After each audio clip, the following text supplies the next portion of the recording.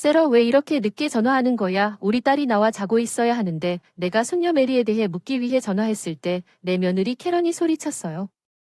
메리가 내 바로 옆에 있는데 자정이 지났는데 아직 밖에 눈이 내리고 있어요. 7살 메리가 맨발로 신발도 신지 않은 채 우리 집에 도착했다. 무슨 일이야 할머니 추워요. 메리는 발을 떨고 있어요. 고통스러운 빵 그늘 나는 재빨리 메리를 안고 안으로 데려가 그 시간 동안 목욕으로 따뜻하게 해주세요. 카렌에게 전화했는데 갑자기 목소리가 들려 카렌의 예상치 못한 반응에 깜짝 놀랐다.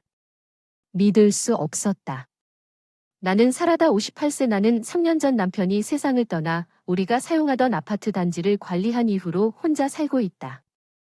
함께 뛰기 위해 8년 전 캐런과 결혼한 아들 브라이언이 있고 올해 막 초등학교에 입학한 메리가 있습니다. 브라이언의 가족은 우리 집에서 차로 10분 거리에 살고 있으며 내가 갈 때마다 브라이언이 운전해서 나를 방문하곤 했습니다. 6개월 전에 나에게 달라붙고 결코 내 곁을 떠나고 싶지 않은 메리를 충분히 감당할 수 없었습니다. 브라이언은 메리의 학교 교육 때문에 1년 동안 해외에 배치되었습니다. 그는 가족의 가장으로서 혼자 가기로 결정했습니다. 나는 브라이언의 결정을 지지했습니다. 왼쪽 시골 자주 오던 카렌이 어느 날 저녁 사라졌어요. 메리를 보지 못하고 쓸쓸했어요. 우연히 브라이언의 집을 지나가던 중 메리가 여전히 책가방을 메고 마당에서 혼자 놀고 있는 걸 보았어요. 엄마 직장은 어디 계시나요? 메리가 집이 잠겨 있다고 말한 것처럼 안으로 들어가지 마세요. 그녀는 보통 캐런이 돌아올 때까지 혼자 기다리고 있습니다. 그때 전업주부였던 캐런이 일을 시작했다는 것을 알았습니다. 메리를 혼자 둘 수 없어서 데려갔습니다.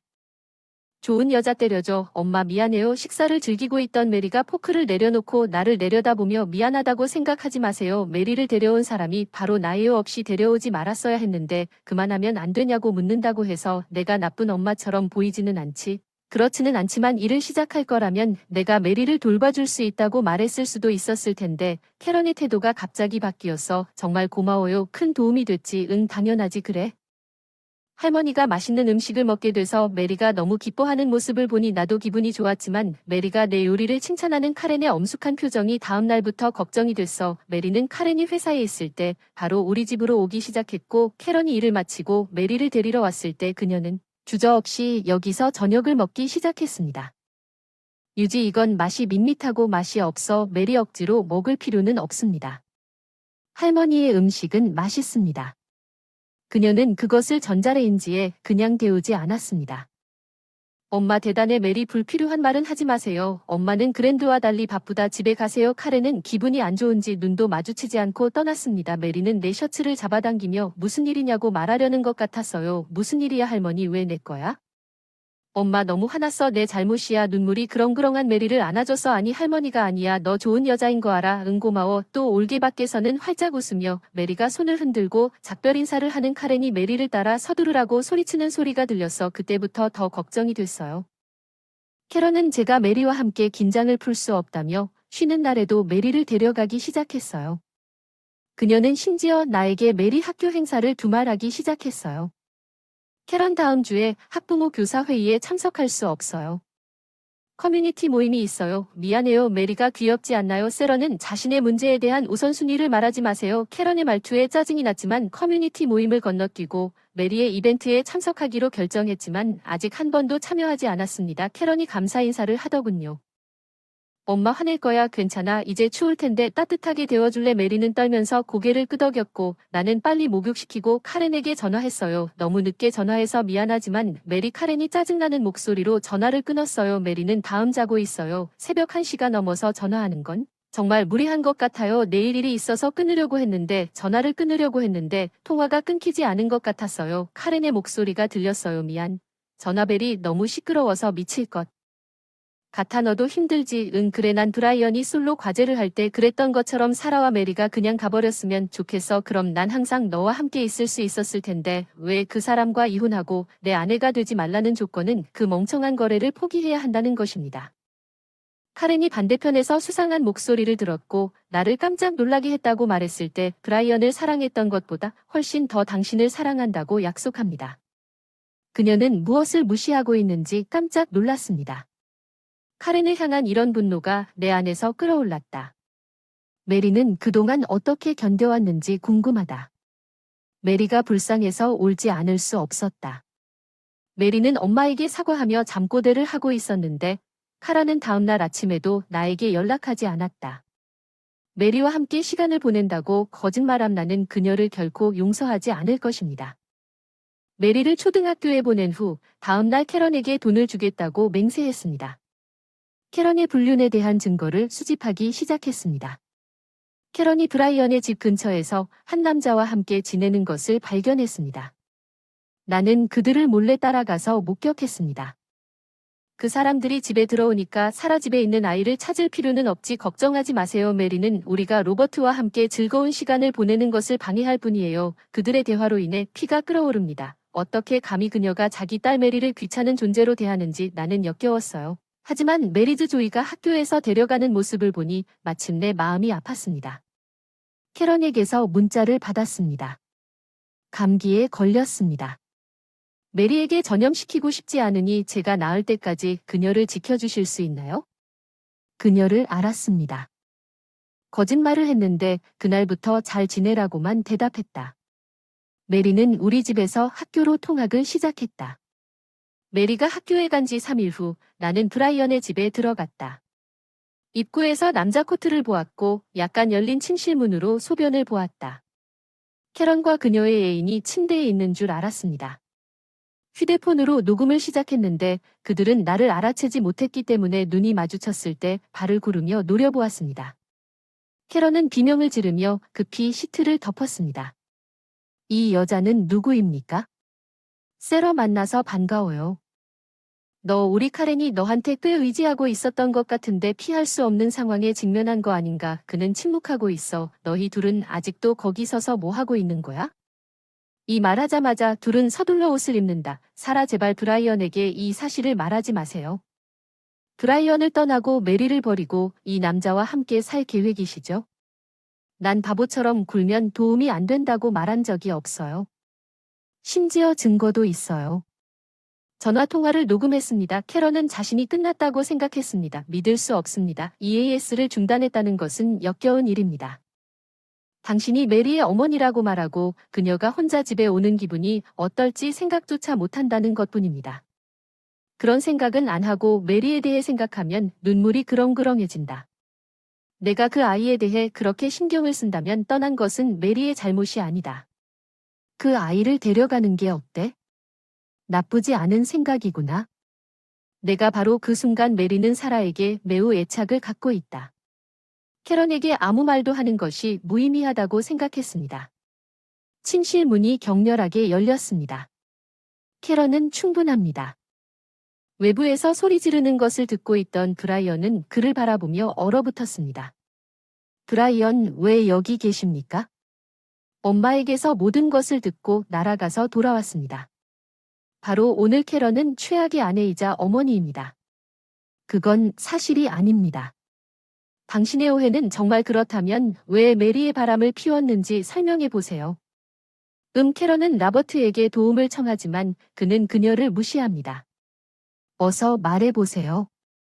남편이 나타나서 그게 다야 난 당신과 이혼할 거예요. 캐런 그리고 당신은 메리를 다시는 볼 수 없을 거예요. 그냥 나에게 자녀 양육비를 주고 마음대로 하세요. 아니 그렇다면 이 상황에서는 메리를 데려갈게요. 어쩔 수 없었지만 캐런과 맞서세요. 캐런과 맞서세요. 직업도 없고 메리를 어떻게 키울 건가요? 캐런은 말을 더듬기 시작합니다.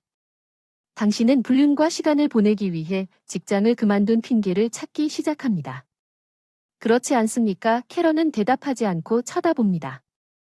떠나려다가 브라이언에게 막히고 너도 책임지고 도망가는 로버트 이제 신분증 보여줘. 브라이언의 날카로운 눈빛에 로버트는 마지못해 면허증을 건넨다. 카메라에 포착돼 로버트에게 건네주고 급히 나간다. 잠깐만요. 돈 나를 떠나지 마세요. 레프트 비하인드 캐런은 눈물을 흘립니다. 캐런 지금 당장 이 집을 떠나야 합니다. 세러 브라이언 미안해요. 다시는 이런 짓 안 할 거예요. 용서할 수 없어요. 난 그냥 외로웠어요. 말하고 싶지 않아요. 변명을 들어보세요. 브라이언은 준비된 이혼 서류를 캐런에게 제시했습니다.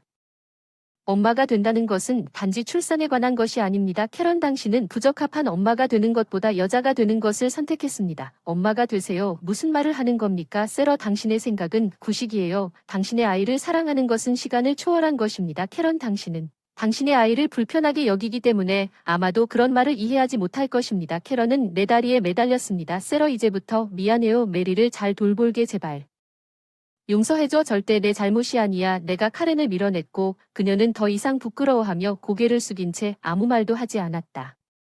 그러자 카렌은 사임하고 이혼 서류를 작성한 후 집에 오지도 않고 집을 나갔다. 메리를 다시 만나보세요. 그들은 이혼했고 브라이언은 캐런에게 손해배상금으로 3만 달러를 청구했고 라버트 캐런은 그 사건을 알게 된 후 시부모로부터 버림받았고 심지어 그녀의 집에서 쫓겨났습니다. 그녀도 그녀의 연인에게 버림받았습니다. 이제 한 친구의 집에서 다른 친구의 집으로 옮겨 다니고 있습니다.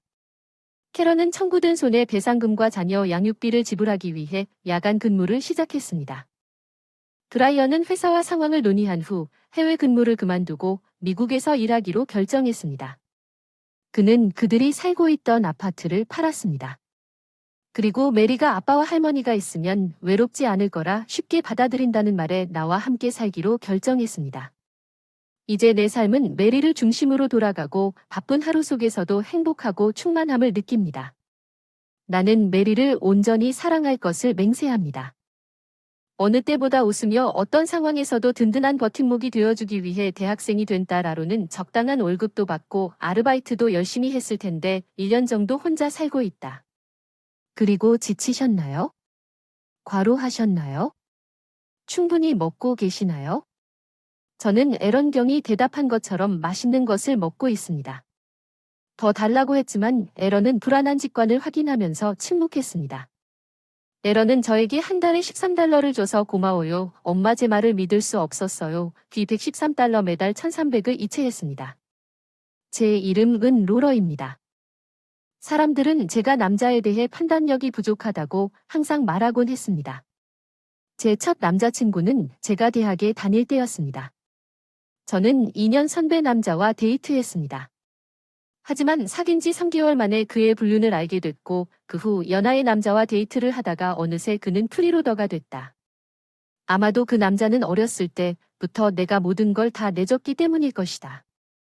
4년 연애 후 결혼한 에런은 이혼 후 돈 낭비이자 사기꾼으로 밝혀졌습니다. 아론을 10년 동안 싱글맘으로 키웠어요. 아직 어리고 순진하다고 생각했던 아론이 듬직한 딸로 성장했습니다.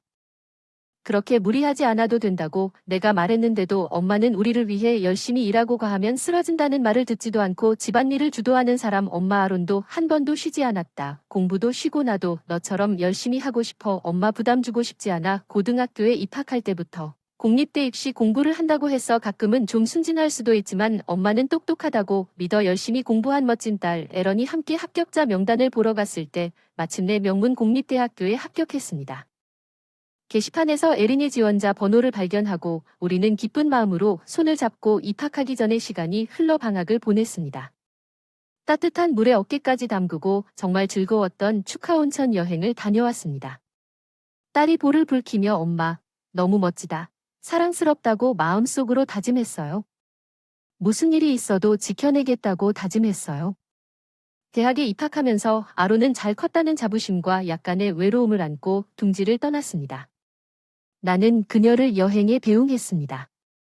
아론이 혼자 살기 시작하면서부터 서로 전화하는 것이 일상이 되었습니다. 취침 시간 에런은 항상 집안일을 잘했고 일반적으로 동료보다 믿음직했습니다. 그녀가 혼자 사는 것에 대해 특별히 걱정하지는 않았지만 젊은 여성이 혼자 사는 것을 생각하면 여전히 마음이 편해졌습니다. 지나치게 방어적이었지만 매일 저녁 에런의 유쾌한 대화는 나에게 안도감을 주었다. 퇴근 후 전화는 나의 휴식의 시간이 되었고 대학 수업에 대해 온갖 이야기를 나누었다. 새로운 친구 그녀가 친구들과 가입한 음악 클럽과 그녀가 만난 약간 흥미로운 선배. 거기 에런의 일상은 즐겁고 행복해 보였고 학기 말에는 나를 행복하게 만들었습니다. 에런은 긴장된 목소리로 나에게 말했습니다. 알고 보니 최근에 남자친구가 생겼다는 기쁜 소식이었습니다. 문제의 소녀는 이연이었습니다. 클럽에서 만난 조금 재미있는 선배라고 답해줬는데 정말 축하한다고 답해줬고 내 딸이 남자 보는 눈이 없다는 말을 반복해서 듣던 그 여자의 아이가 첫 남자친구를 사귀고 나서 마음속으로는 살짝 걱정도 느꼈지만 걱정이 됐다. 남자와의 불운이 언젠가 그녀에게 물려졌다면 그 사람을 당신에게 소개하고 싶습니다. 데려와도 될까요? 아론은 불안한 마음인지 물었고 나는 밝은 목소리로 대답했고 물론 여름방학이 시작되면 대답했습니다. 에런이 집에 와서 인을 만났을 때 데리고 왔습니다. 이언은 단정하고 멋진 청년이었습니다. 만나서 반갑습니다. 저는 이언입니다. 당신의 딸과 데이트 중입니다. 이언은 내가 대답하자마자 나에게 상큼하게 인사하고 악수를 했습니다. 문책임감 있는 청년인 것 같았고 내 걱정이 기우였다는 사실에 안도감을 느꼈다. 이안은 문신이나 피어싱도 없었지만 세련된 아우라를 풍겼다. 소매 끝부분이 관능적인 매력을 뽐냈다. 그런 매력에 끌렸던 청춘을 연상케 했다. 사람들과 함께 아이스티를 마셨을 때 묘한 향수를 느꼈고 이안은 책임감이 있을 뿐만 아니라 매우 사려 깊다는 것을 알게 되었습니다. 그는 제가 만든 아이스티를 들고 가겠다고 제안했고 빈 컵이 잘 떨어지면 은은하게 빈 잔을 채워주었습니다. 이안 꽤 괜찮은 남자인데 이언이 테이블을 떠나는 것을 잠시 이용합니다. 나는 에런에게 조용히 속삭였습니다. 엄마는 어쩌고 걱정됐나요? 에런은 조금 수줍게 웃었습니다. 물론 내 딸이 사랑에 빠졌으니 내가 말했잖아요. 괜찮아 엄마같이 웃는 것보다 운이 더 좋아 이 학기가 곧 시작된다는 사실에 동의했어. A한 부담을 주고 싶지 않아 자립을 위해 여러 가지 일을 시작했고 비상용으로 매달 돈을 보냈는데 저축하고 있는 것 같아서 모두들 미래를 위해 저축하고 싶어하며 고용주의 신뢰를 받는 것 같습니다. 에런은 항상 학교와 일로 바빠서 최근 동아리 활동에 많은 시간을 할애하지 못했습니다. 괜찮으세요? 무리하지 말고 제가 보내는 돈을 사용하세요. 걱정스럽게 내가 와서 집안일 좀 도와줄까? 아론은 희미한 목소리로 대답했다. 나는 클럽에 못 갔을 때부터 괜찮아. 이하는 내가 걱정해서 많이 오고 있다. 내 옷은 맞아. 나 혼자서도 잘 할 수 있어. 정말 괜찮아. 그건 그렇고 저번에 퇴근해서도 애니 서프라이즈 햄버거를 만들어줬는데 정말 맛있더라. 이안이 있어서 괜찮아. 그녀의 밝은 목소리는 그녀가 이언을 얼마나 좋아하는지를 보여주었습니다. 에런은 내일 일찍 수업이 있다고 전화를 끊었습니다. 그래서 여전히 걱정이 되지만 전화를 끊을 것입니다. 나는 에런이 이언에게 업데이트를 위해 계속 전화했다는 것을 상기시켰습니다. 그녀의 상황에 대해 얘기해 줬는데 점점 바빠지면서 간헐적인 대화보다 통화 빈도가 점점 줄어들고 있는 것 같았어요. 바쁜 노동계급 생활을 하고 있는 것 같았지만 요즘은 잘 지내지 못하는 것 같아 걱정이 되었어요. 그는 방문하여 그녀가 제대로 식사했는지 확인했지만 다른 날에는 그녀가 주로 시리얼을 먹는다고 들었습니다. 그녀가 어려움을 겪고 있는 것이 분명했지만 나는 그녀에게 충분한 돈을 보냈고 에런이 때 낭비할 타이라고 생각하지 않습니다. 어머니에게 말했더니 어머니는 손녀 걱정을 너무 많이 해서 아이를 버릴 수 없다고 걱정을 일축했습니다. 어쩌면 제가 너무 걱정을 했는지도 모릅니다. 에런이 곧 19살이 될 테니 제 눈에는 아직 어린 아이지만요. 세상에 그녀는 이미 성인이고 그녀가 정말로 어려움을 겪고 도움을 청할 때까지 그녀 옆에는 믿음직한 이안이 있습니다. 아마도 나는 그냥 내버려 두어야 할 것 같습니다. 겨울 방학 내내 불안한 마음을 진정시키려고 에론이 도착했습니다.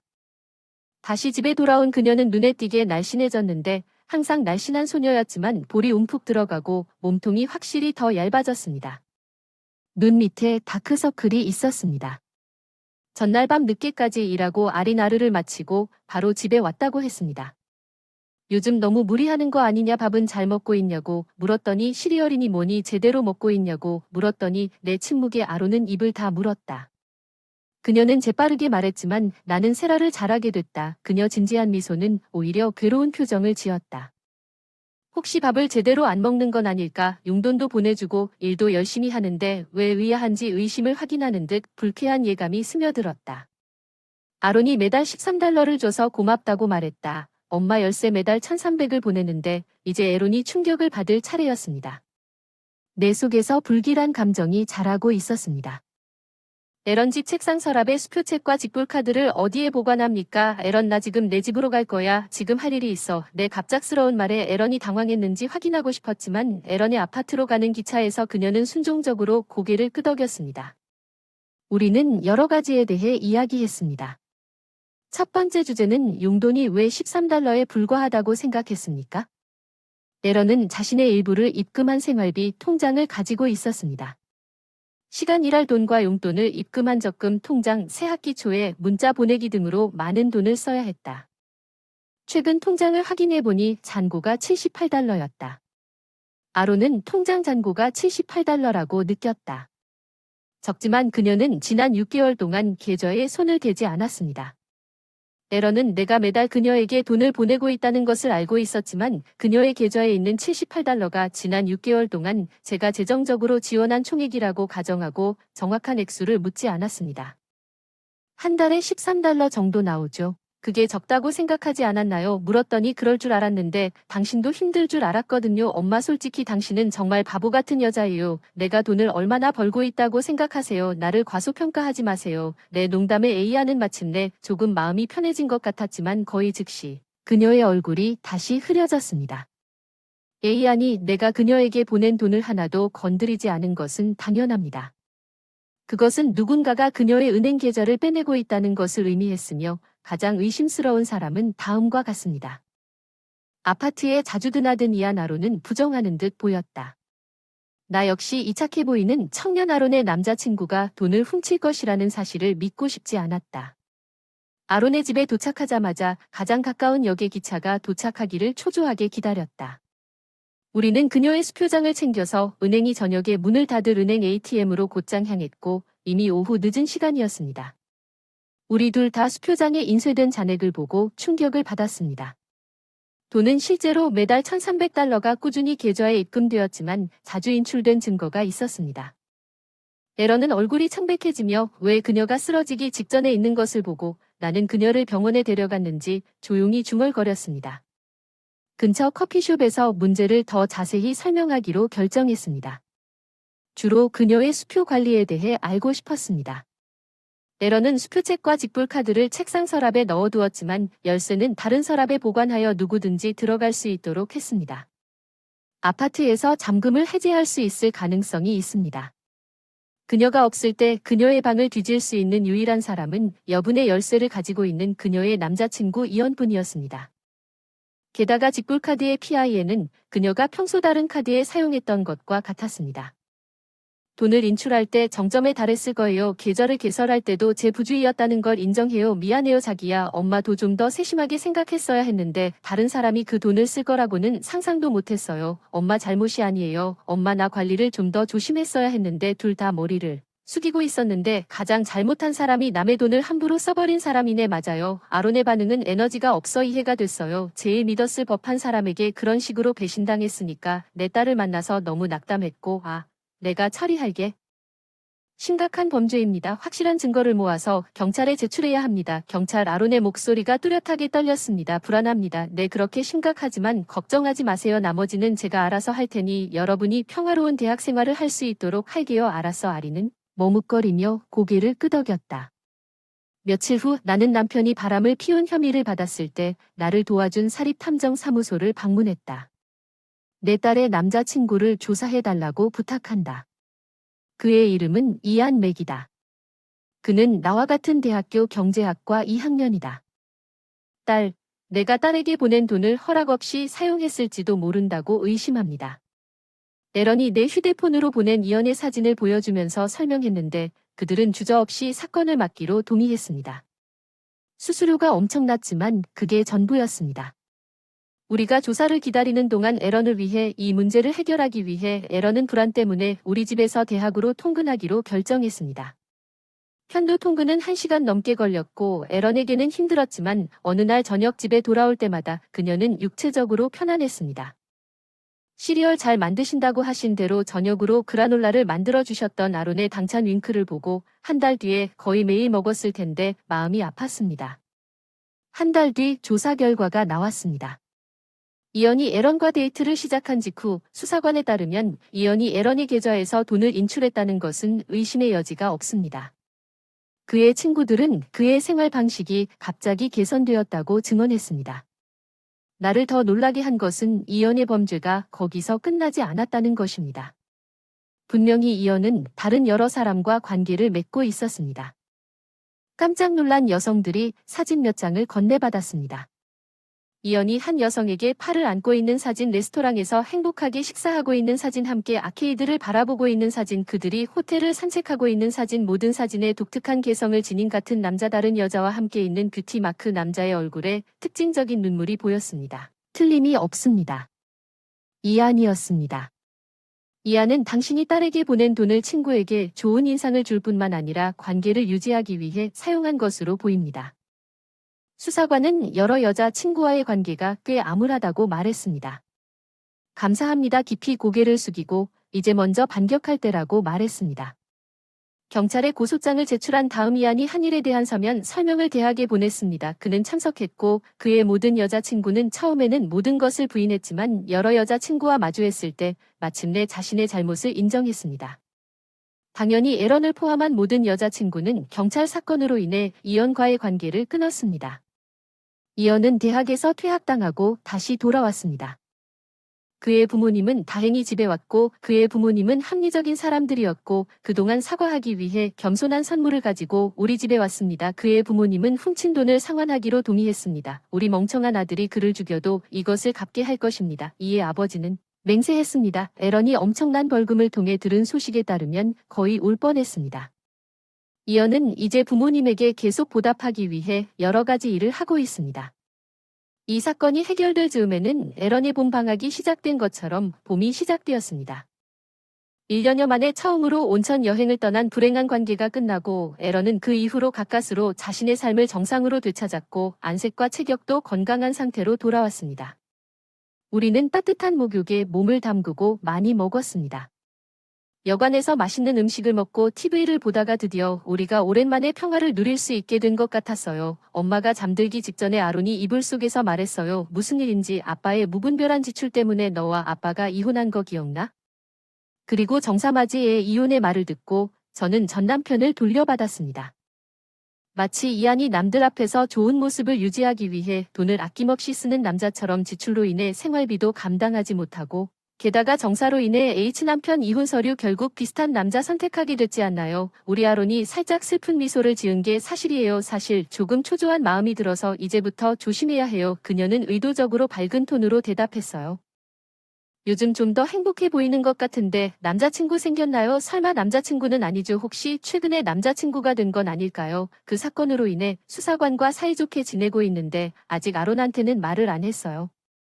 뭔가 보낸 걸까? 아니면 오랫동안 함께 살아온 엄마와 딸이라서 그랬던 걸까? 잠깐만, 이번에는 괜찮을 것 같니? 엄마. 에런이 낄낄 웃으며 놀렸어. 뭐 괜찮을 텐데. 너와는 달리 아버지 진지하고 믿음직스러운 분인 것 같아요. 어서 나 다음이면 진지하게 엄마 차례야. 웃을 일이 아닐 거예요. 진지한 어조로 대답하고 조심할 테니 아론도 어쩔 수 없었어요. 하지만 서로 바라보며 웃다. 더 이상 엄마 요양원 비용을 지불할 수 없습니다. 캐나다에 사는 여동생으로부터 남편의 전화를 받았습니다. 요양원 비용을 대신한다는 메시지를 듣고 AB로 돌려받았습니다. 엄마를 위해 무슨 말을 하는 건가요? 저는 매달 $1,000를 보냈습니다. 전혀 몰랐고 엄마가 이미 돌아가셨다고 알렸습니다. 도대체 무슨 일이 벌어지고 있는 걸까요? 제 이름은 아만다입니다. 50세 주부입니다. 두 아이가 있습니다. 어느 정도 순종적인 남편과 함께 다 큰 아이들이 이제 우리 둘만 자유롭게 살고 있어요. 남편은 나와 동갑이고 이 시대에 비해 유난히 순종적입니다. 이로 인해 우리는 아이들과 자주 다투었지만 아이들이 이사하고 나면 집이 이상하게 조용했습니다. 이제는 그 사람이 너무 순종적이어서 다행이라는 생각이 들 때도 있어요. 시아버지가 돌아가신 후 그 사람을 위해 일을 하면서 행복을 느끼는 순간을 소중히 여깁니다. 시어머니는 우리에게 짐이 되고 싶지 않아 요양원으로 이사하셨습니다. 그녀는 동료들과 즐겁게 이야기하고 만족했지만 뇌졸중으로 세상을 떠났습니다. 남편에게는 미혼 자매가 있습니다. 그녀는 캐나다로 이주하여 성공적인 기업가가 되었습니다. 그녀는 시어머니의 자랑이자 기쁨이었습니다. 그래서 엄마가 돌아가셨을 때 우리는 그녀에게 알리고 싶었지만 남편은 그녀 없이는 그녀에게 연락할 수 없다고 말했습니다. 우리는 시어머니의 소지품을 옆으로 치우고 몇 달 동안 방문과 장례를 치렀고 우리가 연락할 수 없었던 여동생이 우리에게 연락했습니다. 아만다, 오랜만이에요. 형님, 남편에게 연락하고 싶으면 유선 전화로 전화하는 게 흔치 않더군요. 남편의 휴대전화로 전화하면 됩니다. 저는 남편이 최근 직장에서 늦게 집에 돌아온다고 말하면서 휴대전화로 전화해보라고 권했습니다. 또한 내 전화번호는 바뀌지 않았다고 말했습니다.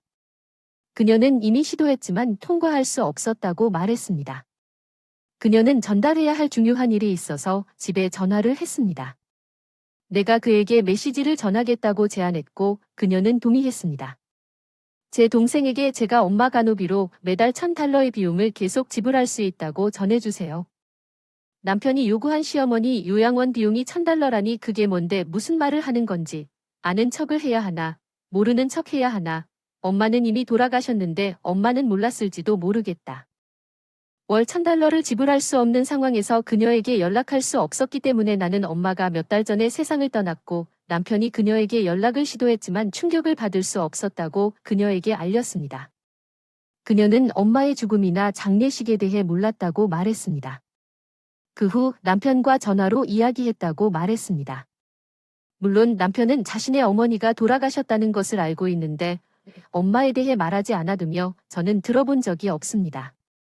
월별 $1,000 지불금에 대해 남편이 기여한 바를 몰랐던 것에 대해 사과드립니다. 남편은 그것에 대해 언급한 적이 없지만 엄마의 요양원 비용은 자랑스러운 딸에게서 돈을 받았다면 연금에서 공제했어야 했고 그녀는 그것에 대해 언급했을 것입니다. 나는 리틀 디퍼를 파헤치기로 결정했습니다. 내 엄마가 너무 고마워하셨을 텐데 사실 난 항상 내 동생을 통해 어떻게 했는지 직접 얘기한 적이 없어서 그의 계좌로 돈을 보냈어. 아만다, 무슨 일이야. 남편이 생활비 전액을 그의 은행 계좌로 사용하고 월급은 입금됐어. 그곳에서도 우리 재정 상태를 알고 있지만 그의 여동생이 언급한 $1,000를 본 적이 없습니다. 거래를 확인하기 위해 시어머니 계좌를 폐쇄한 은행에 연락했지만 연금 예금만 있었습니다. 그리고 월별 요양원 비용이 공제되는데 그 여동생이 언급한 $1,000는 어디로 갔습니까? 남편이 제가 모르는 은행 계좌를 가지고 있다는 뜻입니다. 대화 내내 계좌 정보와 은행 이름을 물었고 그녀는 슬픔에 떨었습니다. 어머니의 죽음과 장례식 소식을 듣지 못한 것에 대한 분노, 내 동생이 숨기고 있는 것이 무엇인지 우리 어머니의 죽음에 대해 나에게 말하지 않는 것이 믿기지 않는다. 미국으로 돌아가 지금 당장 그와 맞서고 싶다. 그가 숨기고 있는 것은 무엇이든 덮어주겠다고 약속한다. 그 순간 무슨 말을 해야 할지 모르겠어. 전화를 끊은 후에 나도 피해자가 될 거라고는 상상도 못했어. 아이들이 이사한 후 남편 방을 수색하기로 했어. 그는 스스로 공부를 원했어. 남편이 여분의 알을 사용해도 개의치 않았어. 시간이 지남에 따라 우리의 수면 방식이 바뀌었고 나는 종종 편리하다고 생각했지만 남편이 집에 오기 전에 잠을 자지 말라고 해서 반사적으로 현관문이 열리면 잠에서 깨어났지만 남편은 항상 나에게 자신의 서재에 들어오지 말라고 말했습니다. 깨끗이 해달라고 했더니 조금 조이고 나서야 일 때문이라고 하더군요. 그런데 지금은 잘 모르겠어서 금지된 방에 들어가 쓰레기통을 뒤져보니 시간이 없었던 것 같았어요. 최근 출장이나 야근으로 인해 정리를 하려고 지난 2주 동안 받은 영수증 중 눈에 띄는 것은 남자가 사 먹기 힘든 물건이었다는 것인데 그런 선물은 받아본 적이 없어서 어디로 갔을까? 그날 밤 소지품 중에서는 평소와 다름없이 늦게 돌아왔습니다. 나는 저녁을 미리 먹지 말라고 해서 그 사람을 기다렸습니다. 그래서 샤워하러 가기 전에 잠시 얘기 좀 할 수 있냐고 물었습니다. 잠시 인사를 나눈 후 그는 피곤하다고 말하며 서재로 돌아갔습니다. 그는 나중에 샤워를 했지만 서재로 돌아가서 잠자리에 들지 않았습니다. 물론 침실이 어두워지기 시작했기 때문에 그와는 그 어느 때보다 더 거리감을 느꼈습니다.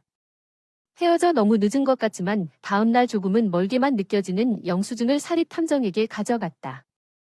그 소식을 여동생에게 전하자 남편의 뜻밖의 모습이 드러났다. 그녀는 화를 냈다. 복종하는 남편에게 항상 순종적인 아내가 되려고 노력하는 것이 어리석은 느낌이 들었습니다. 그는 나를 하녀처럼 대할 수 없는 척했습니다. 그에게 그의 여동생을 보여줄 것이고 모든 준비가 끝난 후 어느 날 계획을 세웠습니다. 또 출장을 간다고 해서 평소대로 배웅했는데 출장이 아니란 걸 알았습니다. 이혼을 준비해서 캐나다행 비행기를 타고 미국을 떠났습니다. 그 누나를 만났어요. 캐나다에 상륙했을 때 그의 여동생은 이미 남편을 지켜보고 있었고 그가 로비에서 한 여성과 편안하게 지내고 있는 곳을 지적했습니다. 그들이 서로 팔짱을 끼고 앉은 것에 만족하는 듯 보였습니다. 그들이 공공장소에서 어떻게 그렇게 뻔뻔할 수 있었습니까? 우리 계획을 위해 내 분노를 억누르기 위해 남편의 서재에서 발견한 영수증을 통해 사립탐정이 충격적인 사실을 폭로했습니다. 첫째, 남편은 물건을 구매할 당시 혼자였지만 점원과의 대화를 통해 그 선물이 어린아이를 위한 것 같다는 사실이 밝혀졌습니다. 여자가 비싼 여성용 주얼리였어요. 젊은 여자들에게 인기 있는 디자인. 남편이 젊은 여자와 바람을 피우고 있었어요. 남편이 여자와 바람을 피우고 있었고 그 사실을 알고 나서 값비싼 액세서리도 줬어요. 나머지는 여동생이 매달 보내는 $1000는 쉽게 정리할 수 있었다. 남편이 몰래 개설한 온라인 은행 계좌에 들어갔다. 그 돈으로 출장으로 위장해 여주인과 여행을 갔다. 그는 종종 쉬는 날 이런 출장을 갔다. 이 패턴을 통해 우리는 그가 오늘 캐나다에 있을 것이라고 추론했고 그의 여동생이 그가 이전에 뚜렷한 이유 없이 캐나다에 가본 적이 있다고 언급한 계획을 실행했습니다.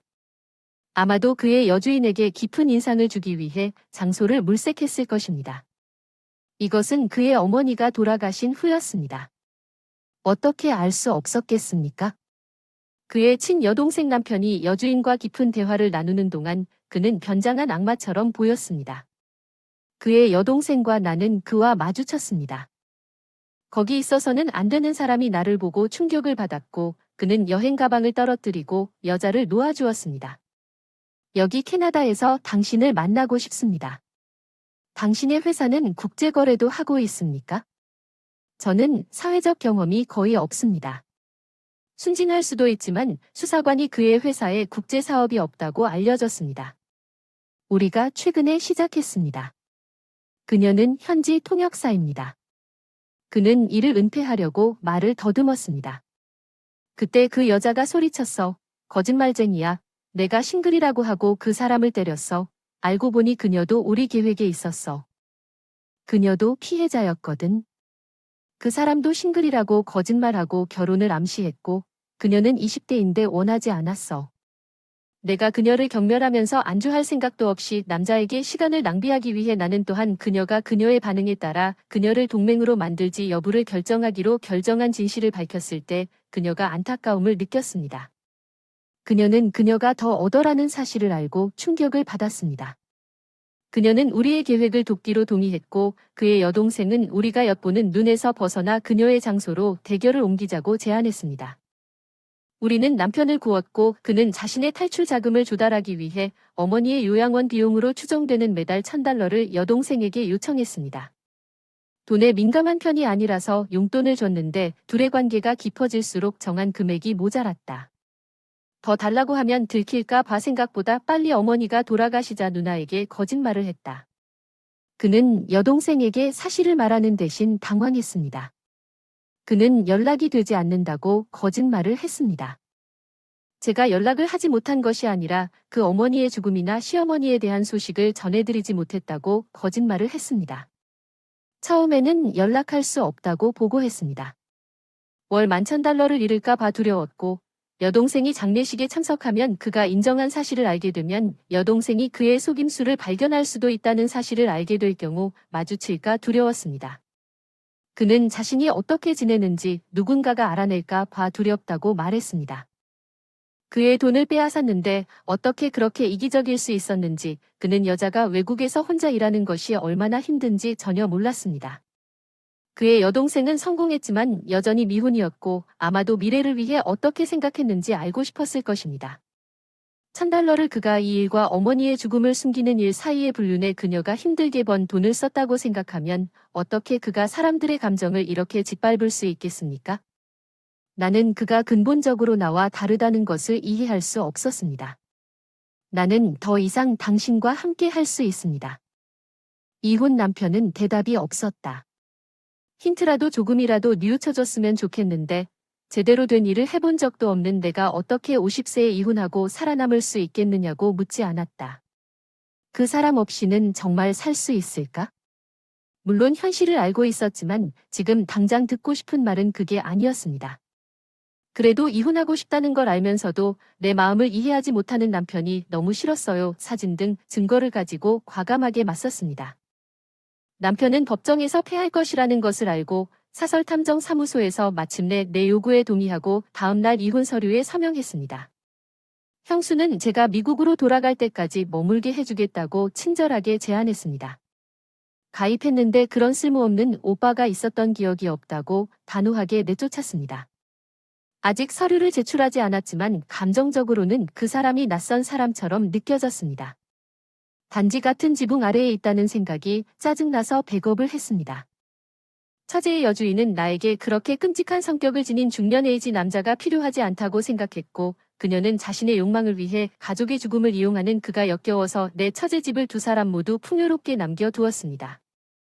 그리고 그의 여주인 내 남편은 그녀를 쫓아가는 것 같았고, 그들은 밖으로 질주했고, 그녀는 그를 영원히 배신한 것 같았습니다. 그 결과 그는 내가 돌아온 다음날 언어도 이해하지 못한 채 낭만적인 휴가를 위해 선택한 캐나다에서 방황하게 되었습니다. 미국으로 가서 바로 이혼 서류를 접수했고 제가 준비한 새로운 곳으로 이사도 갔습니다. 비록 사회 경험이 부족했지만 저는 주부가 아니었기 때문에 몇 년간 몰래 돈을 모아서 제게 말했을 때 요즘 50세는 아직 젊습니다. 가끔 아이들이 방문하면 제 인생의 두 번째 장을 시작할 수 있다고 믿습니다. 사실 제 하루는 기쁨으로 가득 차 있습니다. 사실 그 이후로 그들과의 관계가 좋아진 것 같아요. 내 전남편의 이혼은 어떻게든 캐나다에서 돌아왔지만 그가 돌아온 집은 예전 모습의 그림자에 불과했습니다. 그는 내가 그렇게 빨리 행동할 것이라고 기대하지 않았으며 아마도 나중에 이혼을 재고하도록 나를 설득하기를 바랄 것입니다. 지금은 불가능할 텐데 나중에는 충격을 받을 거예요. 나한테 이혼 합의금을 짊어지고 자기 여동생한테서 속여 빼앗은 토끼를 돌려줄 거예요. 그리고 애인이 20대의 대부분을 돌려달라고 고소한다고 들었습니다. 그의 월급은 이 급여에 달하고 그는 극도의 빈곤 속에서 살고 있습니다. 심지어 그가 무료급식소에 목격되었다는 이야기도 들었습니다. 나는 불쌍하지 않습니다. 타락한 전남편 이것은 5년 전 가족의 죽음을 이용하고 사람들을 속인 콘서트의 순서입니다. 우리 집에서 10만 달러를 훔친 처제 이사벨라가 갑자기 나타났습니다. 저는 남편과 시어머니와 함께 다시 이사할 예정이므로 떠나야 합니다. 죄송합니다. 남은 가족집이 없습니다. 이사벨라가 혼란스러워 보였습니다. 뒷이야기는 이렇습니다. 저는 막 30살이 된 레이첼입니다. 6년 전에 직장에서 오원을 만나 결혼했고 직장을 그만뒀습니다. 오원과 저는 부모님 사유지에 있는 게스트하우스에서 살기로 결정했습니다. 게스트하우스는 넓고 오원의 직장과 가까웠기 때문에 그는 고등학교 때 자슈어라는 남동생이 있다는 생각에 완전히 괜찮았습니다. 그는 심지어 미식축구 주립선수권 대회에도 출전했지만 프로로 전향한 적이 없거나 프로가 될 수 없었지만 그는 현지에서 꽤 인기가 있었고 숙녀분들, 그래서 그는 저보다 1년 전에 이사벨라와 결혼했고 그들도 가족 재산에 살았습니다. 이사벨라는 정말 놀라웠어요. 그녀는 쉽게 모델이 될 수 있었을 거예요. 조슈아는 그녀에게 반했지만 조슈아 이사벨라는 결혼한 후에 그녀의 진정한 모습을 보여주었고 항상 논쟁을 벌였습니다. 그와 함께하고 5년 전에는 아버지 방에 숨겨두었던 10만 달러를 가지고 도망쳤는데 그게 완전 범죄였음에도 불구하고 아버지는 큰일을 벌일 생각이 없어서 경찰에 신고하지 않았습니다. 조슈아는 필사적으로 이사벨라를 찾아드나 이사벨라가 사라진 지 약 3년 후 아버지가 갑자기 전염병으로 세상을 떠났고 불과 2주 후에 엄마도 같은 질병으로 부모를 너무 빨리 잃었고 현실을 쉽게 받아들일 수 없었습니다. 조슈아와 우리 둘 다 충격 상태에 있었습니다. 부모님이 돌아가시면서 조건을 맞추는데 약 한 달이 걸렸습니다. 조슈아, 이제 우리 둘만 남았습니다. 왜 집을 인수하지 않았나요? 그는 한동안 응답하지 않았습니다. 마침내 그가 레이첼에게 말했어요. 저는 이곳을 떠날 생각인데 깜짝 놀랐어요. 그런데 왜 제 고등학교 친구가 바다 옆에 호텔을 소유하고 있는데 저한테 한동안 도와달라고 했었거든요. 그래서 생각 중이에요. 그게 당신이 원한다면 조슈아 며칠 후 반대하지 않겠습니다. 조슈아는 떠난 후 해변 마을로 이사했습니다. 부모님과 조슈아가 살던 그녀의 빈집을 보면서 외로움을 느꼈습니다. 오웬은 눈치채고 말했습니다. 레이첼, 내가 울면서 울었고 그가 나를 부드럽게 안아줬다는 말을 듣고 레이첼 외로워 보인다. 오웬이 아파트를 어딘가에 빌려서 이사하는 게 어떨까 제안했다. 오웬이 응, 여기가 너무 크다고 느껴지자 애만하자고 제안해서 기쁘다.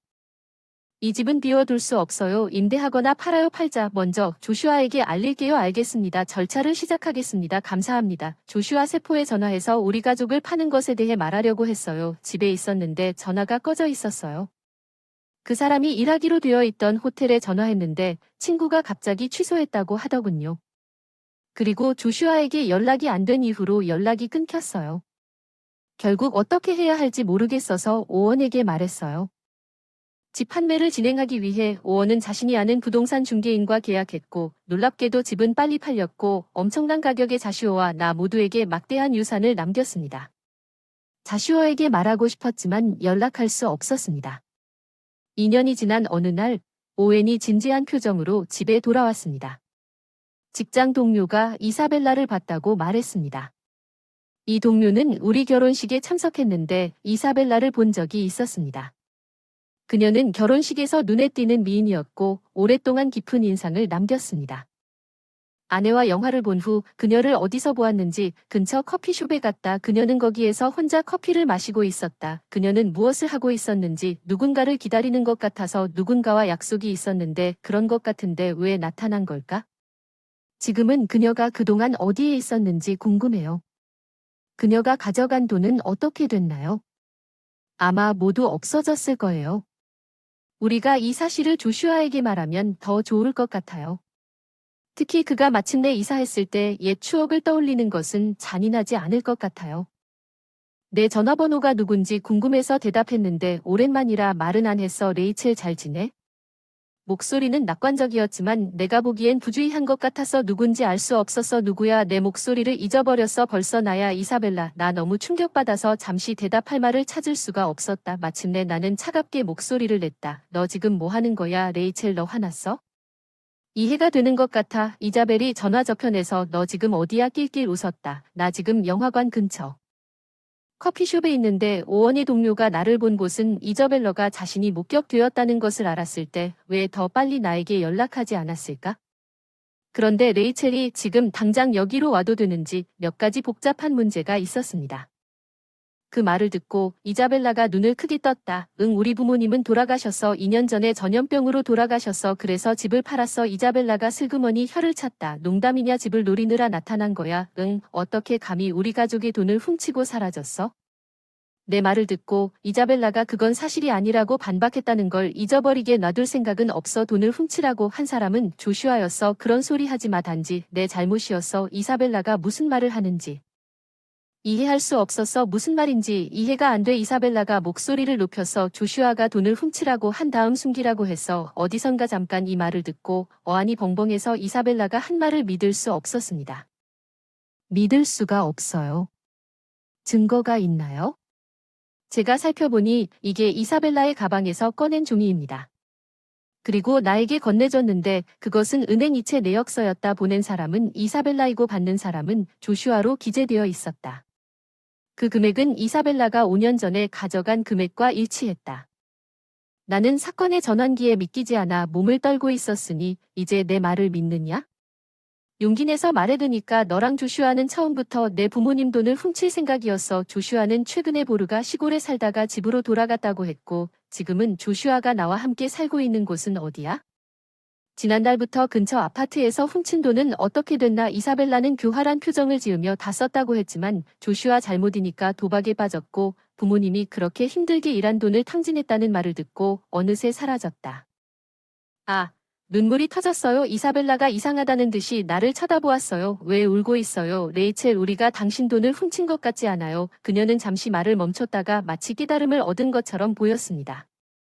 이해해요. 당신이 우는 이유는 당신이 받기로 되어 있던 유산이 다음과 같았기 때문입니다. 조슈아가 쓰니까 내 마음이 더 가라앉아서 이자벨라의 말이 아니야. 내가 우리 부모님에게 한 짓이 너무 억울해서 울고 있어. 이자벨라는 어리둥절한 표정을 지었다. 이자벨라는 어리둥절한 표정을 지었다. 이자벨라는 어리둥절한 표정을 짓고 있는데 부모님이 돈을 벌어서 자식을 위해 번 돈을 쓰는 게 무슨 문제냐? 당신과 조슈아가 도박으로 저축한 돈을 날릴 수 있도록 열심히 일하지 마세요. 무슨 말씀인지 이해가 안 되네요. 결국 아이가 부모의 돈을 사용하게 된다면 당신은 그것을 얻을 필요가 없습니다. 실제로 당신은 그렇게 할 것입니다. 이사벨라가 말투를 바꾸고 무례하게 소리 지르지 말라고 했으니 이해하지 마세요.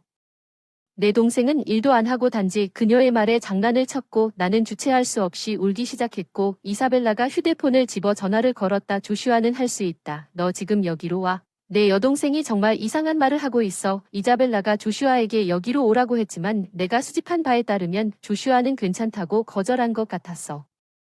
내가 그녀에게 말해줄게. 그런데 내 여동생이 화가 났다고. 이자벨라가 전화를 끊었다. 조슈아가 말한다. 그 사람 여기 안 올 것 같은데 널 보고 싶지 않은 것 같은데 말이 돼. 조슈아를 다시 만나면 계속 나에게 거짓말을 하고 있는 거야. 내가 뭘 할지 누가 알겠어. 와우 무섭다. 무서워. 조슈아는 지금 어디 있는지 말해줘. 아이 내가 가족을 잃었고 이제 조슈아를 떠나도 괜찮다는 걸 생각하면 말해줄게.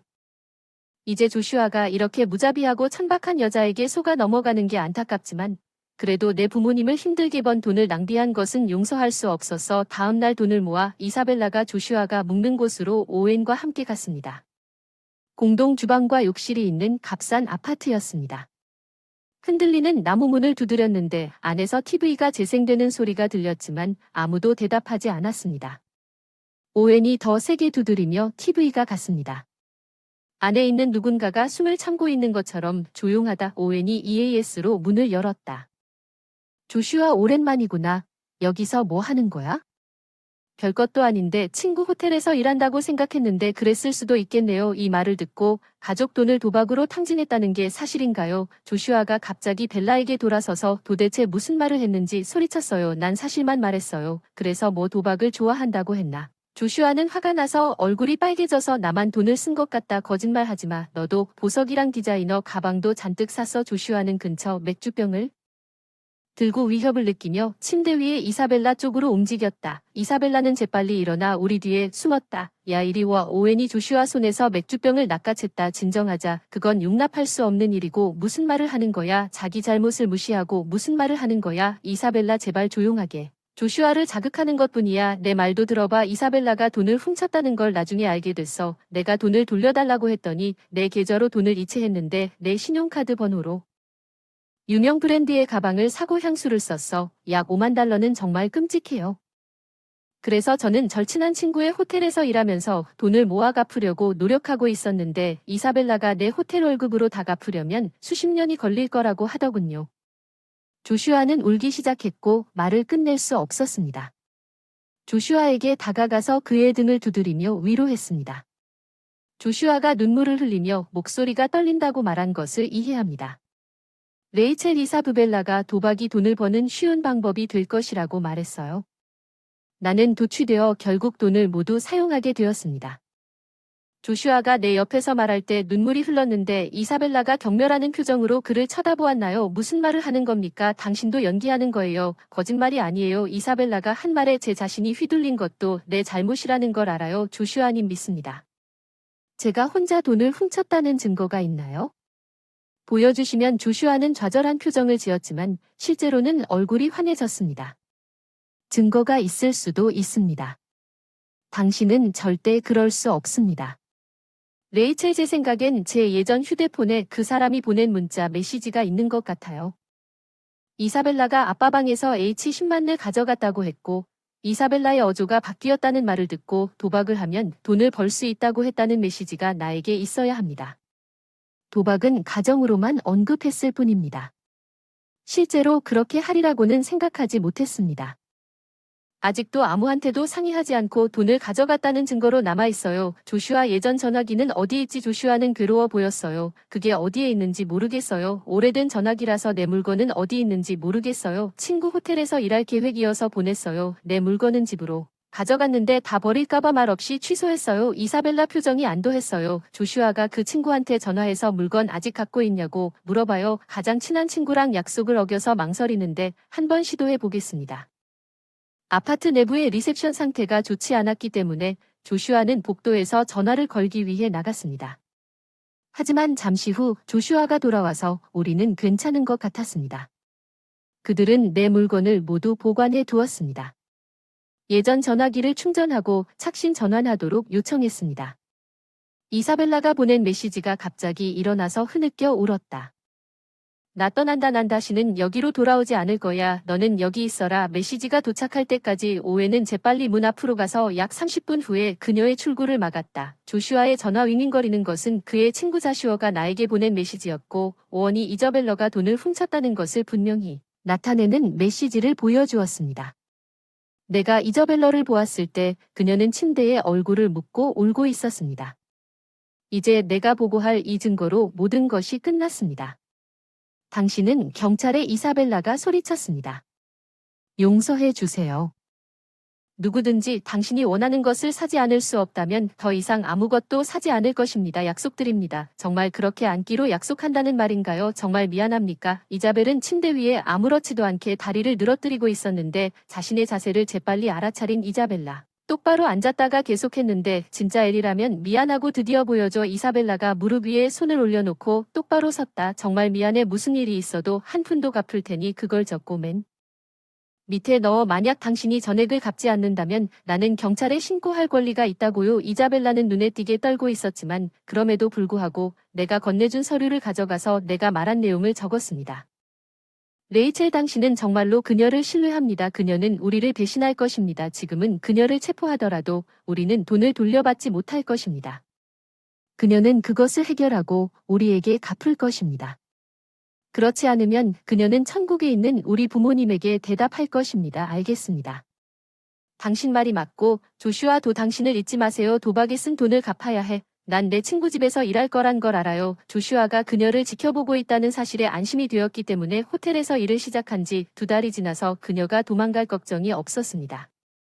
조슈아는 호텔에서 모든 일에 능했고 잘 지내는 것 같았습니다. 그녀는 자슈어가 할 때마다 그만두고 싶다고 끊임없이 언급했습니다. 자슈어는 그녀에게 여기서 일할 것인지 감옥에 갈 것인지 상기시켜줄 것이라고 말했습니다. 3개월 후에 5원이 지나고 나는 하룻밤 여행을 떠나 자슈어와 비밀리에 호텔을 방문하기로 결정했습니다. 이사벨라는 우리가 우리 방으로 안내된 직후에 일하고 있었습니다. 눈에 띄게 마른 호텔 하녀가 우리를 알아채고 편의 시설을 가져왔습니다. 그녀는 헐떡거리며 편의 시설을 떨어뜨렸습니다. 시간이 좀 지났습니다. 바로 새 짐을 가져오겠습니다. 열심히 일해왔습니다. 목소리를 듣고 그 마른 하녀가 이사벨라라는 것을 깨달았습니다. 그녀는 살이 너무 많이 빠졌고 외모도 완전히 바뀌었고 이사벨라가 떠난 후 언제든지 쓰러질 것처럼 보였습니다. 조슈아가 그녀의 방으로 들어왔습니다. 레이첼이 오신다면. 이사벨라가 깜짝 놀라서 편의 시설을 떨어뜨린 이사벨라는 전혀 달라 보였어요. 밤마다 알아보지도 못했어요. 너무 힘들다며 울면서 잠자리에 들지만 돈을 다 갚을 때까지 계속 일해야 해요. 돈을 갚아야 할 것 같아요. 도박을 잃은 조슈아는 얼굴에 슬픔이 새겨져 있다고 말했습니다. 최근 일 때문에 부모님 집에 돌아왔을 때 집 WiFi가 활짝 열려 있고 데이터가 유출되는 것을 발견했습니다. 이것은 용납할 수 없는 일이라고 생각하여 다음날 고쳐주었습니다. 점심시간에 누군가가 계속해서 우리 가족의 인터콤을 윙윙거리기 시작했습니다. 나는 전에 한 번도 본 적이 없는 여자를 찾기 위해 대답했습니다. 리엄의 어머니의 이야기를 들었을 때 그녀는 불평했습니다. 예전에는 여기서 PSP를 재생할 수 있었지만 지금은 할 수 없습니다. 큰 아이가 힘들어한다. 무슨 말인지 이해했는지 궁금해서 짜증나서 하는 말은 다. 그래서 왈칵. 나중에 남편이 정식으로 항의하라고 하고 가겠다. 항의하고 싶었지만 참았다. 공식 항의를 했는데 다음날 그 일도 잊어버리고 그날 오지 않았는데 어제 기다리고 있는데 정식 항의가 도착했어요. 우리는 너랑 달리 바쁘다고 농담을 했고 그 후로 너무 불편해졌다는 정식 항의를 들었어. 내가 WiFi를 망쳤기 때문에 그들은 더 멀리 가야만 했습니다. 휘발유 비용에 대해 어떻게 생각하세요? 물론 저는 그것에 대해 아무 생각도 하지 않았습니다. 어린아이들이 혼자 돌아다닐까봐 겁이 나지 않나요? 사과했고 이제 WI 파일을 다시 연결하세요. 그녀는 정말로 당신이 부메랑 세대에 속한다고 말했습니다. 당신이 원하는 사위라면 그 사람이 내년에 여기에 올 것입니다. 내 남편이 대학을 졸업할 것입니다. 그리고 회사에서 제대로 된 직위를 갖고 있다는 게 우리를 구별시켜주는 거죠. 남편 지기 씨는 그냥 팔짱을 끼고 노려보더군요. 들여보내기 싫어서 입구를 지켰는데 평소엔 혼나면 사과하고 들어오라고 제안합니다. 커피와 상식적인 부메랑 세대의 남편에게 무슨 생각이냐고 물었더니 아내의 말이 상당히 터무니없다고 하더군요. 무단 접속이라고 했더니 자유롭게 접속하는 TV는 어떻냐고 반박하더군요. 그렇게 불법이 아니냐. 난 그 사람들이 무슨 말을 하든 좀 안타까울 수밖에 없었어. 나는 전화회사에서 전화가 더 이상 연결되지 않게 하라고 했다고 말했어. 나는 거짓말을 해서 전화를 받았어. 부메랑 세대를 달라고 한 게 아니어서 미안하다. 배고팠나라며 짭짤한 크래커를 건네니 다들 돌아오겠다고 해서 땅바닥에 던졌더니 감자칩을 사려고 한다. 그리고 그들을 기다리다가 그 자리에 있던 부부는 단 하루 만에 진화하여 저녁 시간에 오세와 유아를 데리고 우리 집으로 들이닥쳤습니다. 그들은 어제의 공식적인 항의에 대해 진심으로 사과하고 돈을 지불하기 위해 여기에 왔다고 말했습니다. $10,000 손해배상. 나는 더 이상 그들과 연결되지 않을 것이며 사과할 필요가 없다고 말했습니다. 그러니 떠나주세요. 하지만 그들은 몸을 굽힌 아내가 아기를 품에 안고 그녀를 덮고 있는 것에 대해 꼼짝도 하지 않을 것입니다. 손으로 얼굴 눈물 흘리며 나를 노려보며 남편이 말했지. 내 아내의 용감한 모습을 보면 마음이 아프지 않니? 이제 얼마나 무서운지. 나는 무슨 말을 해도 싱글이라는 의미를 이해한다. 내년에 결혼하겠다고 말하려고 했는데 아들이 말한 모든 사람을 데려오겠다는 위협에 대해 물었을 때 생각이 더 좋았습니다. 연결되지 않으면 평소에는 잊어버리세요. 하지만 알 수 없습니다. 왜 그렇게 꼼짝도 않고 집착하는지. 910일이 아니라 근처 경찰서에 전화했는데 눈에 보이는 피해도 없고 이웃싸움이라 해결도 안 해준다고 하더군요. 소리도 없이 순찰차에 무단 침입했는데 아내는 경찰관을 보자마자 더욱 힘을 냈다. 이 여자는 우리를 괴롭힌다고 소리쳤다. 남편도 내가 때리면 극적이고 이상한 말투로 말했다. 나쁜 일이겠지만 참을 수 없어 부모님과 나는 믿을 수 없다는 듯이 고개를 저었다. 전화를 받은 경찰관이 다가와 아이가 한 일은 위법이 아니지만 문제라고 친절하게 설명했다. 도덕, 부끄러운 일이지만 당황하지 않았다는 것을 그들에게 가르치는 것이 부모의 임무입니다. 이 여자는 거짓말을 하고 있습니다. 내 눈을 보세요. 무슨 말인지 알 것 같습니다. 그중 한 명은 경찰에게 달라붙어 있는 그들의 움직임이 역겹다고 했고 심지어 우리를 쳐다보기까지 했습니다. 너무 화려해서 그들이 더 이상 어리다고 말할 수도 없었습니다. 사실 누가 신경 쓰겠어요. 그냥 이곳을 떠나고 싶다는 생각뿐이죠. 그들이 어떻게 만났는지 뻔한 영상을 틀었지만 유일하게 남아있는 질문은 정말 괜찮다는 것이었습니다. 호스테스 클럽에서 만났다고 하는데 옆에 앉은 주드도 같은 심정인 것 같았지만 실제로는 30분밖에 안 지나서 괴로울 정도로 긴 시간이었는데 만들려고 생각하니 끝까지 버틸 수 없을 것 같았다. 급히 퇴장하다 갑자기 에이미가 다가왔다. 야, 우리 결혼 선물 어딨어? 신부가 직접 선물 받으러 오는 걸 본 적이 없는데 결혼식 선물은 제대로 준비했다고 행사장 입장할 때 하기로 했어. 그런데 리셉션 데스크에 사람이 없어서 기회를 놓쳤습니다. 나중에 줄 수 있을 거라 생각했는데 그녀가 억지로 미소를 지으며 직접 달라고 할 줄은 몰랐습니다. 주드는 결혼 선물을 건네고 신랑은 친구와 함께 술을 마시고 있었습니다. 그 중에는 화려한 머리를 가진 남자가 있지만 확실히 훨씬 나이가 많고 화장을 짙게 한 여자가 있습니다. 그 나이를 넘어서는 것은 신랑의 부모임에 틀림없어요. 에이미가 주드에게서 선물을 받은 후 놀랍게도 나에게 말을 건네는 것은 아버지와 같은 경우인 것 같습니다. 그녀의 손 릴리 나도 당신의 결혼 선물을 원해요. 결혼 선물이 나에게 주는 것. 주드가 목소리를 조금 높여 끼어들며 릴리와 나는 커플이므로 선물이 우리 둘 모두를 덮지만 눈에 띄게 불만족스러운 표정으로 에이미가 들리도록 혀를 찼습니다. 특히 그 순간 평소보다 더 많은 선물을 줬는데 왜 우리가 그런 말을 들먹여야 합니까? 절제된 감정이 터져버렸어. 들어봐. 에이미 고마운 마음은 없니? 우리가 평소보다 더 많이 줬다는 걸 알고 있니? 브라운과 카밀라가 참석하지 않겠다고 했으니 도움이 될 거라 생각하고 에이미가 대답했다. 응 기분 좋게 행동하는구나. 그리고 고작 $3,000가 넘는 엄청난 돈을 가지고 있다는 게 무슨 말이에요? 우리 부모님이 진정하든 안 하든 상관없어요. 당신은 그냥 주두와 결혼한 사람이잖아요. 그렇죠. 가족인 척 그만 할 수 있나요? 그녀의 대담한 말은 나를 웃게 만들었어요. 내 분노에 H 맞아. 난 그냥 가족도 아니고 아무것도 아닌 주두와 결혼한 사람일 뿐인데 이번이 마지막이 될 테니 용서해 주세요. 제가 에이미에게서 결혼 선물을 낚아채 절반인 $1,500를 꺼내서 숨겨두었습니다.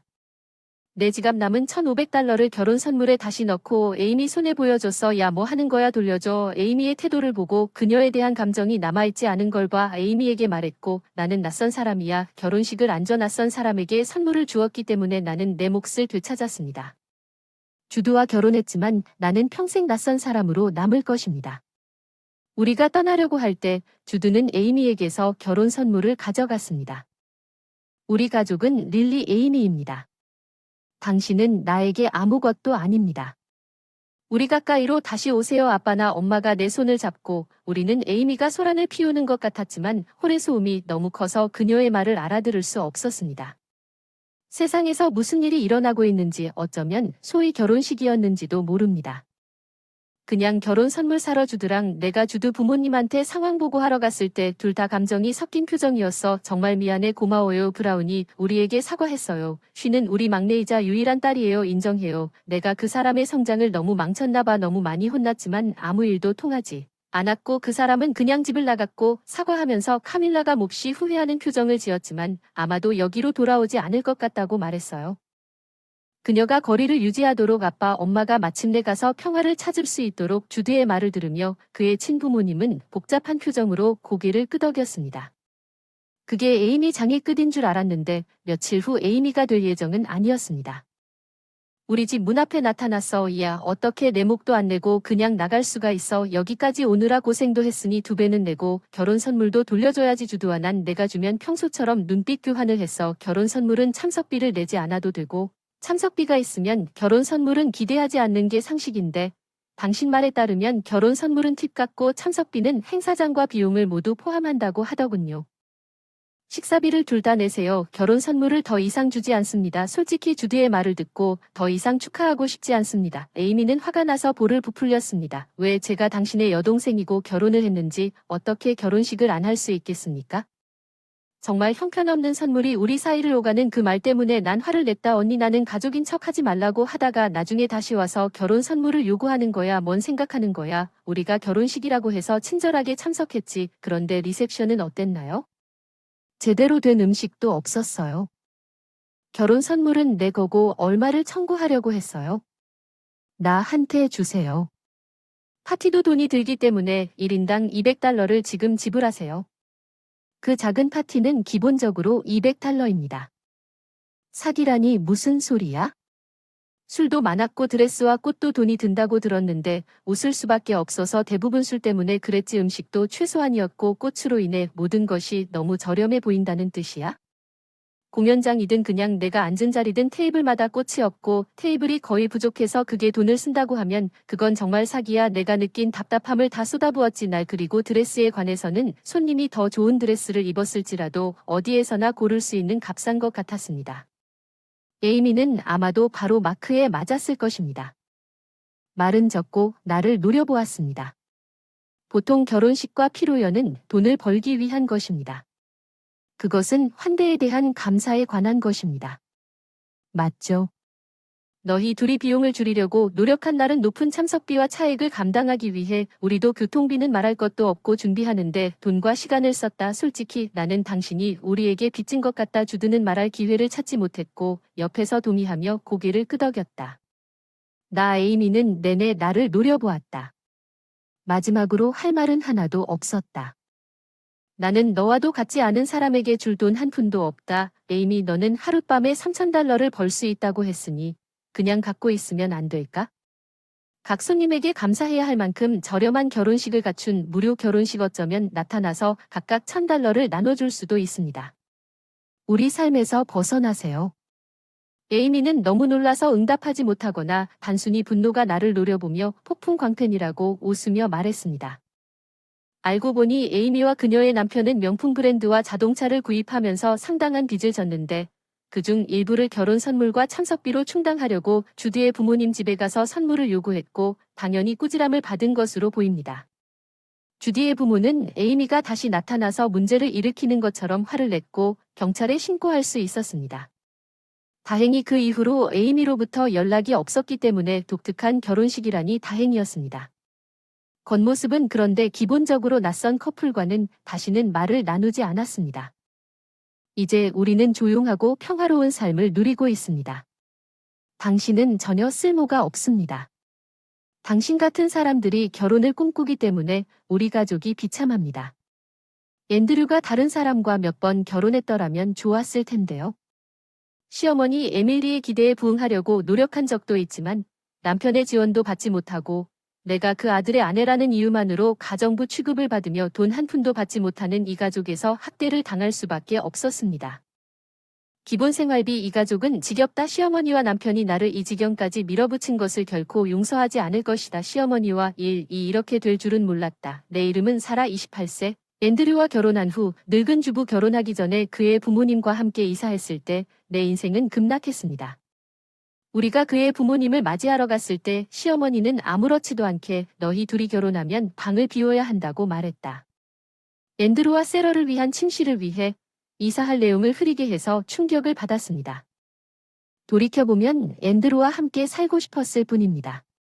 그냥 내버려두고 나중에 논의했어야 했는데 그녀의 표정을 잊을 수 없습니다. 그 순간 그녀는 나를 노려보며 분명히 실망했다. 그때 결혼을 연락했어야 했지만 그러지 못했다. 나는 앤드류와의 행복한 미래를 꿈꾸고 있었기 때문에 내 마음은 내 자신을 고수하기보다 그녀와 어떻게 사이좋게 지내야 할지에 몰두하게 되었다. 그래서 나는 앤드류와 결혼했고 무슨 이유에서인지 시어머니가 나에게 흰 셔츠, 검은 바지, 흰 프릴 달린 앞치마 3벌을 건넸다.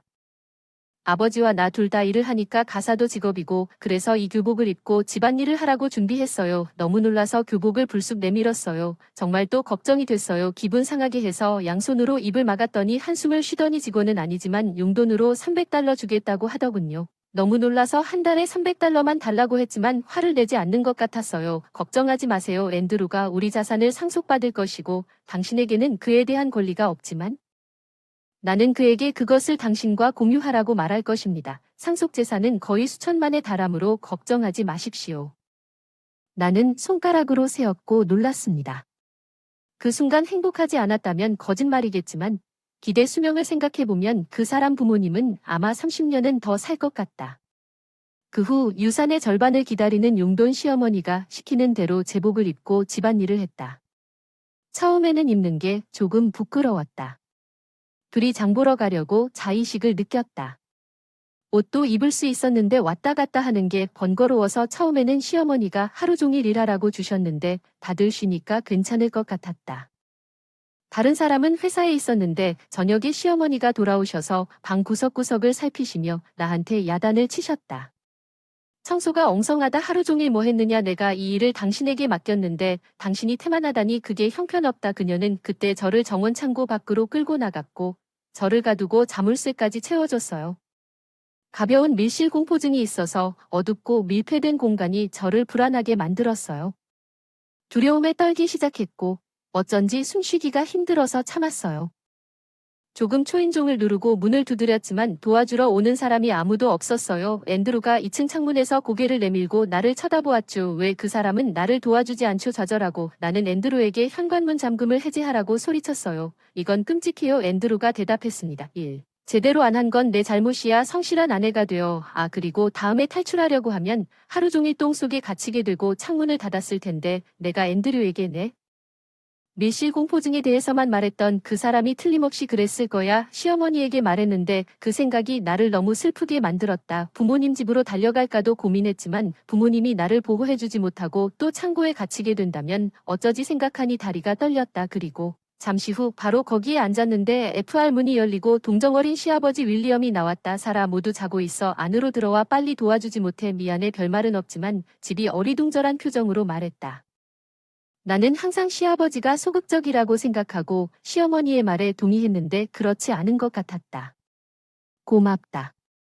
시아버지가 나에게 감사의 마음을 표했다.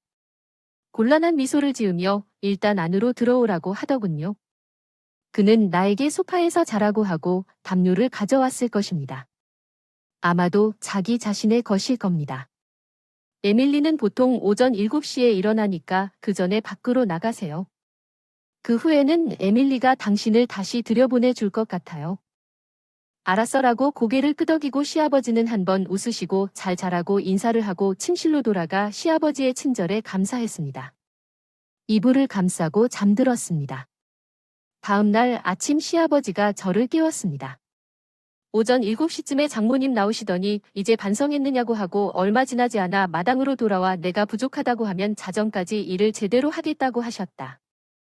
그리고 게으른 것에 대한 벌로 1년 용돈 금지 올해 안에는 믿게 해줘. 그녀의 치료에 기가 막혀 아침과 점심을 준비하라는 말에 바로 고개를 끄덕이고 주방 일을 시작해서 쫓겨나서 밤새도록 마당에 들어가고 아침부터 일하러 가는 건 노골적인 왕따처럼 느껴졌어요. 드디어 깨달았어요. 이게 학대가 아니었나요? 시어머니는 처음부터 최소한의 집안일만 할 거라고 생각하셨던 것 같아요. 나를 창고에 가두기 위해 구석에 먼지를 쌓았습니다. 시댁 식구들에게 복종하게 만들고 돈도 받지 못하게 하려고 처음 약속한 월 300달러도 받지 못하면서 부당하게 느껴지기 시작했습니다. 시어머니의 인정을 받고 정당한 돈을 벌 수 있는 방법을 생각하면서 시어머니가 확인할 부분에 집중하면서 과로하지 않으려고 노력하지 않으면 내가 따라갈 수 없다는 것을 알았기 때문입니다. 하루에 12시간 정도 이동을 해서 모퉁이를 자르다 들키면 시어머니가 폭포를 찾아 너네는 우리 가족이 정말 쓸모없다고 말해야 한다고 불평할 이유가 없다고 생각했다. 당신 같은 사람이 결혼을 꿈꿨고 다른 사람과 결혼했어야 했기 때문에 불행합니다.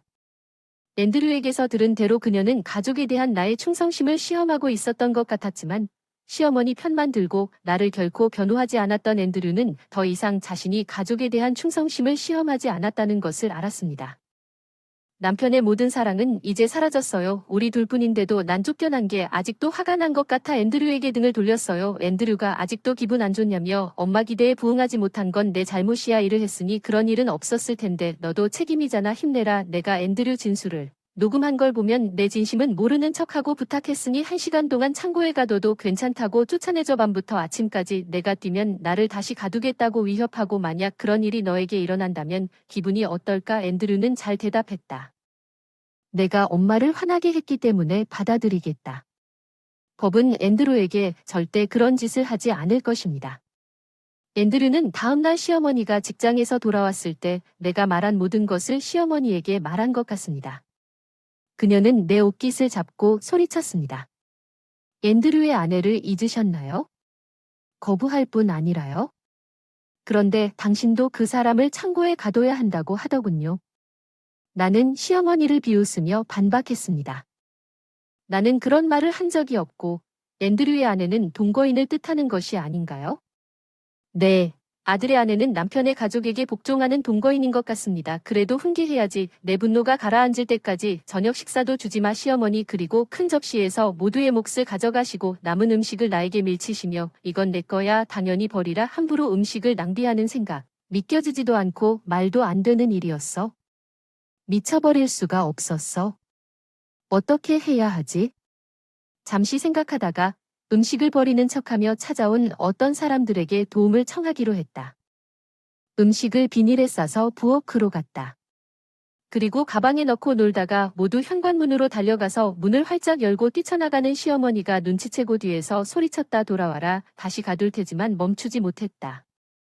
이제 돌아갈 위험이 없어. 앤드류가 집에 들어오는 것 같았지만 나는 계속 달렸다.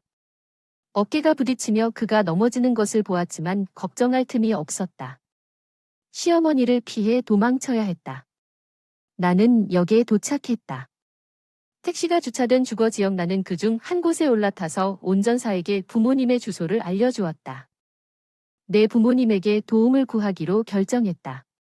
아버지께서 무슨 일이 생기면 언제든지 돌아올 수 있다고 말씀하신 것을 잊어버렸습니다.